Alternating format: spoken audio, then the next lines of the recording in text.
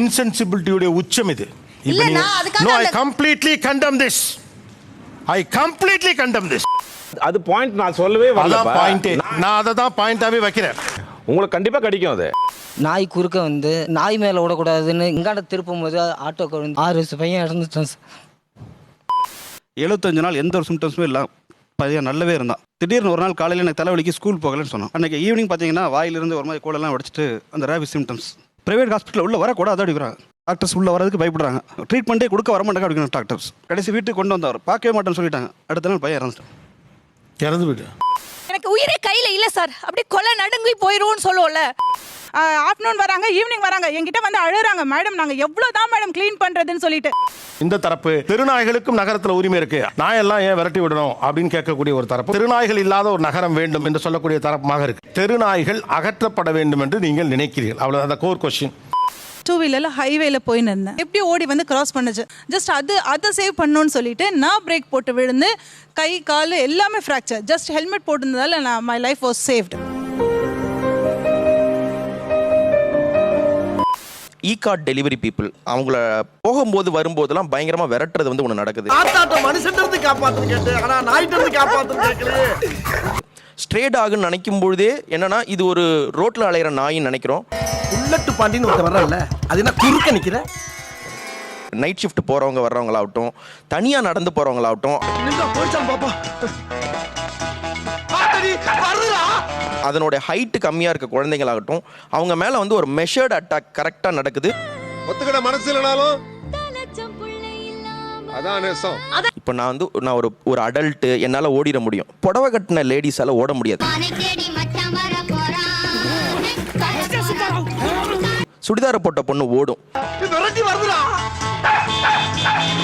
கொசுக்கும் நாய்க்கும் ஒரு வித்தியாசம் இருக்கு. கொசு நாய் ஒன்னா சார்? அப்ப இந்த கேள்வி சரிதானே, நாயும் மனுஷனும் ஒன்னா?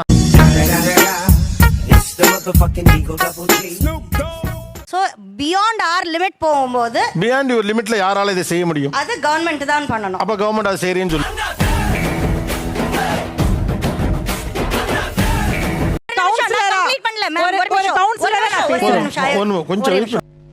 என்னால முடியலடா. போ போ போ. ஒரே ஒரு வேர்டு தான் இருக்கு, அத நான் இன்னொரு கம்பெனியனா தான் பார்க்கறேன். இப்ப அந்த இடத்துல நான் அதை த்ரெட்டா பார்க்கறேன். இந்த அவமானம் உனக்கு தேவையா? நான் கவுன்சிலரா இருக்கேன். பாவம் அந்த துப்புரவு தொழிலாக ரொம்ப கஷ்டப்படுறாங்க. என்கிட்ட வந்து அழுறாங்க, மேடம் நாங்க எவ்வளவுதான் மேடம் க்ளீன் பண்றதுன்னு சொல்லிட்டு. வீட்டுல குழந்தை பெட் மேல படிச்சிட்டு இருக்கு சார். பொத்த நாய் வந்து எட்டி பாக்குது. நான் தப்பி தவறி தள்ளி கிள்ளி வெளியில விட்டுட்டேன் சார். நாங்க அது கடிச்சா கூட எங்களுக்கு ட்ரீட்மெண்ட்டுக்கும் அமௌண்ட் கிடையாது. நாங்க எங்க சார் போவோம்? ஓகே, வேற என்ன பயம்? என் பையனை ஒரு 8-9 நாய் சேர்ந்து சுத்திடுச்சு சார். என் குழந்தைய ஒரு 8 நாய் சுத்தும் போது எனக்கு உயிரே கையில இல்ல சார், அப்படியே கொலை நடுங்கி போயிருவோம்னு சொல்லுவோம்ல. இந்த மாதிரி நிகழ்ச்சி இதுக்கு முன்னாடி நிறைய நடந்திருக்குது. வேற என்ன பிரச்சனை, வேற என்ன பயம்?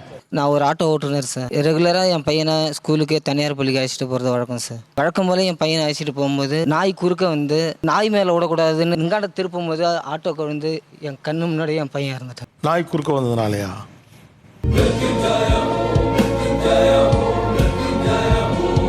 உங்க ஆட்டோல உங்க பையனை கூட்டு போறப்போ நானே அழைச்சிட்டு போகும்போது இப்போ நடந்து 10 நாள் ஆகும் சார். என்னோட பையன் வந்து ரோட்டில் நின்றுந்தான். அப்போ எங்கள் வீட்டிலேருந்து ஒரு 3 வீடு தள்ளி அஸ்கி, அப்புறம் ராட்வீலரு, பாக்ஸர், இந்த 3த்தையும் ஒரு பொண்ணை வளர்த்துடுது. அந்த பொண்ணு திறந்து விட்ட பொண்ணு, அந்த பொண்ணால் கண்ட்ரோல் பண்ண முடியல நாயை. அந்த நாய் வந்து 3மே அட்டன் செகண்ட் என் பையனை வந்து எகிரி கடிக்க ஆரம்பிச்சு. காப்பாத்துப்பா பிடிப்பான்றேன். என்னால் முடியல அந்த இடத்துல. அது ராட்வீலர் பிடிக்க போனால் பாக்ஸர் பிடிக்கணும், ராட்வீலர் அப்படி இருந்தால் முடிஞ்சு பாக்ஸர் பிடிச்சிட்டேன். ஆனால் ராட்வீலர் என்னால் பிடிக்க முடியல. ஒரு சைடு காது கடிச்சு எடுத்துருச்சு, பின்னாடி முதுகு கவு தலையில அவ்வளோ கடிச்சிருச்சா? ஆமாம். தம்பி கடிச்சு கிட்டத்தட்ட 75 நாள் ஒன்றும் பிரச்சனை கிடையாது. இன்ஜெக்ஷன்லாம் போடணும்னு சொன்னாங்க, இன்ஜெக்ஷன் எல்லாமே போட்டாச்சு.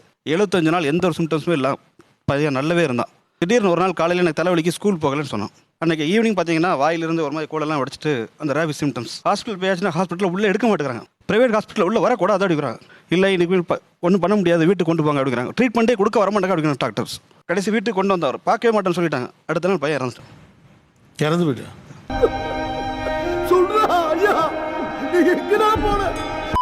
10 நாய்கள் 2 நாய் வந்து பிரச்சனை பண்ணுதுன்னா 8 நாய்களையும் நான் வந்து அப்புறப்படுத்துறதுல நான் ஒத்துக்க மாட்டேன். எப்படி சார் கண்டுபிடிக்கிறது நீங்க சொல்லுங்க sir.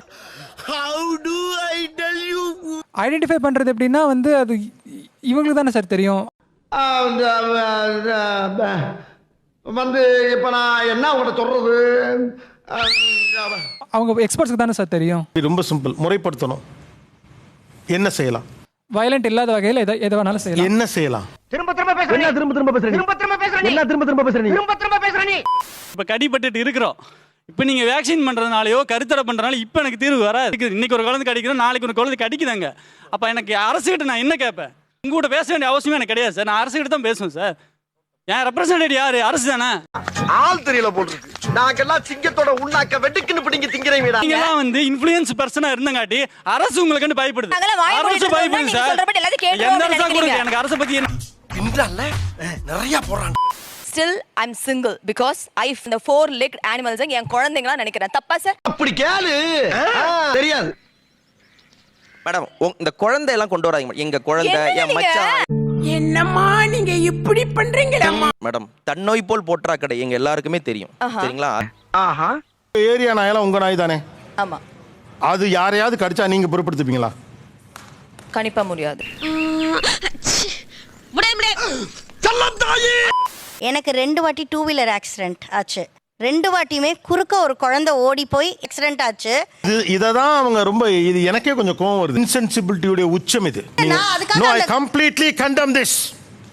I completely condemn this. திமிரா உட்கார்ந்துட்டு பேச கூடாது. ஆளாளுக்கு பெரிய நீங்க தான் பெரிய ஆரிங்க இருக்க பிறக்கும்போது 6-7 மூளை வச்சு உங்களுக்கு படைச்ச மாதிரி. அது எப்படி நீங்க பேச முடியும்? ஒரு நாய் குறுக்க போய் ஒருத்தன் வந்து ஒரு புள்ள சாகிறதுக்கும் ஒரு புள்ள குறுக்க போனதுனால நீங்க கீழே விழுகிறது ஒண்ணா?